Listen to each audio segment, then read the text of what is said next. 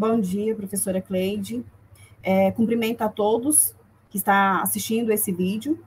É uma grande honra, né, fazermos parte desse Congresso de Acessibilidade e Inclusão na Educação do ano de 2022. Hoje nós trouxemos para acrescentar nesse projeto a formação docente para inclusão escolar na aprendizagem de crianças com apraxia de fala, que vai de encontro ao tema desse congresso, né, que é a desigualdade na educação, é uma discussão necessária. Eu sou a Cleonice, professora Cleonice Avelino do Amaral Magalhães, graduada em licenciatura no curso de Letras, Língua Portuguesa, pelo Instituto Federal de Educação, Ciência e Tecnologia de Goiás, e pesquisadora sobre apraxia de fala na infância. Essa é a segunda autora, professora Cleide Pires Machado, orientadora do TCC, que originou esse artigo, professora no Instituto Federal de Educação, Ciência e Tecnologia de Goiás, pesquisadora em Educação Inclusiva, formação docente, língua, literatura e cultura em língua espanhola, ensino de português como língua não materna, o PLAC. Nosso trabalho, hoje nós trouxemos, né, acreditando que para transformar, precisamos começar a pensar em estratégias de ensino que, de fato, venham a fazer a diferença. Então, sobre a apraxia da fala na infância, há muito que se fazer ainda na formação docente, e é nesse sentido que esse trabalho é importante. Esse trabalho ele se justifica pela necessidade de implementação na formação docente de conhecimentos sobre o desenvolvimento da fala e da linguagem, que podem influir tanto na sua vida pessoal quanto na profissional.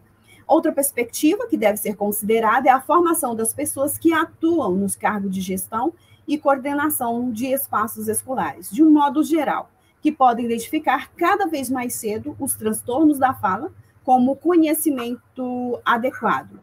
Então, esses profissionais poderão não só sugerir à família que procure ajuda especializada, mas auxiliar os estudantes na própria escola, para que eles não tenham prejuízos além do inevitável que traz a apraxia de fala.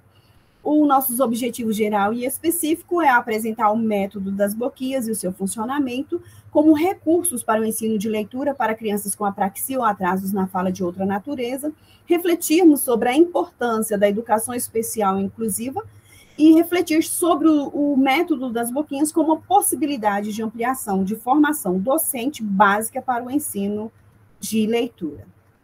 Esta é uma pesquisa de natureza qualitativa, com recursos de estudos bibliográficos, né? Então, ao apresentarmos as leituras sobre a apraxia da fala na infância, vamos tecendo considerações que visam lançar luz sobre a formação docente, na certeza de que teremos professores mais habilitados para receber as crianças de maneira que não vá somente para a direção da integração, mas na inclusão de um modo geral. O que é o método das boquinhas? O método das boquinhas, ele alia entradas neurológicas fonológicas, que são o som e a fonemas, aos visuais, que há letras e grafemas, viabilizadas e facilitadas pelas vias articulatórias, que articulemos bocas, conferindo essa tríade necessária para fazer com que o processo de decodificação, codificação, que é a leitura e a escrita, ela seja modificado de abstrato para concreto, possibilitando a sua aquisição de maneira mais simples, rápida e eficaz pela criança com apraxia de fala ou com outros tipos de transtorno relacionado à linguagem. Doutora Renata Jardim, em 2017, página 32. De acordo com a Jardine, que é a autora do livro Método das Boquinhas, é uma tecnologia educacional de neuroalfabetização, o método fonogesticulatório, aplicado no Brasil, Portugal, Moçambique, com mais de 1 milhão de usuários. Então, esse método ele viabiliza e favorece a alfabetização a partir dessa conscientização fonoarticulatória. Então, com a consciência fonológica e a compreensão na cadeia sonora da escrita da língua portuguesa. Então, assim, se torna um método oralista, fônico e articulatório na alfabetização, que além de viabilizar a aquisição da leitura e escrita pela fala, ela fortalece pedagogicamente a correta articulação, que é o que nós vamos ver quando nós falamos da fonologia e fonética. Então, assim, se conseguirmos introduzir os conhecimentos sobre dificuldades de aprendizagem relacionadas à comunicação falada ou escrita na matriz curricular de cursos de licenciatura em letras, língua portuguesa, seja como conteúdo de disciplinas, projetos de ensino, projetos de pesquisa, prática como componente curricular, como o PCC, né, estágios ou disciplinas optativas, isso poderia favorecer uma formação assertiva sobre o desenvolvimento na linguagem. E um dos efeitos dessa intervenção seria o esvanecimento da desigualdade na educação, tanto de crianças neurotípicas quanto as neurodiversas. Essa formação docente, de acordo com Massini Cagliari, quando se trata da fonética e a fonologia, são as áreas da linguagem que estudam os sons da fala. Então, por terem os mesmos objetivos de estudos, são ciências relacionadas. Então, quando nós citamos a fonética e a fonologia, e anteriormente falamos do método das boquinhas, é porque elas vão de encontro. Então, é no mecanismo da realização da fala que se encontra a dificuldade de falar. Então, para a pessoa com apraxia de fala, pois ela escuta, entende, mas ela não consegue reproduzir o que pretende falar. Então, por falta de habilidade motora nos músculos responsáveis pela fala. Então, sobre essa importância dos estudos da fonologia, Murray, 2004, página 151, ele argumenta que a análise fonológica das línguas, elas podem ser aplicadas às desordens fônicas presentes na fala de pessoas com distúrbios da linguagem. Então, quando o indivíduo mostra uma desordem fonológica, deve-se indagar pelo alcance desses problemas e estabelecer sua relação com o sistema fonológico da língua.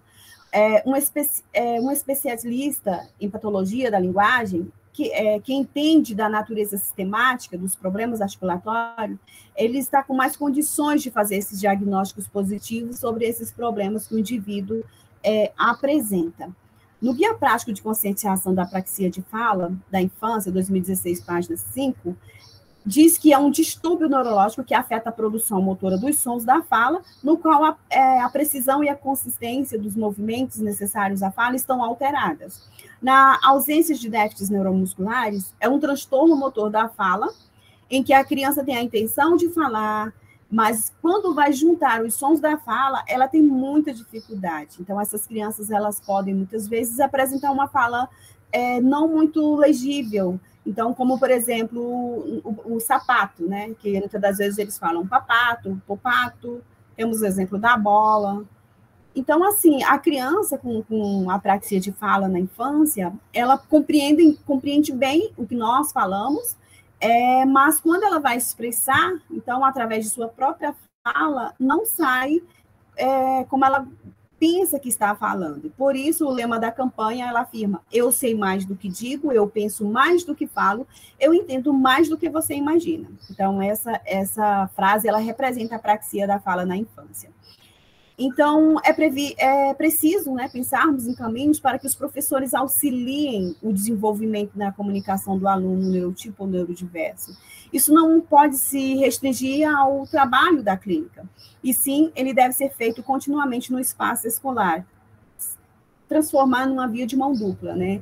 É algo que pode ser feito tanto na clínica como na escola, para que essa criança tenha mais acesso a esse tipo de atendimento.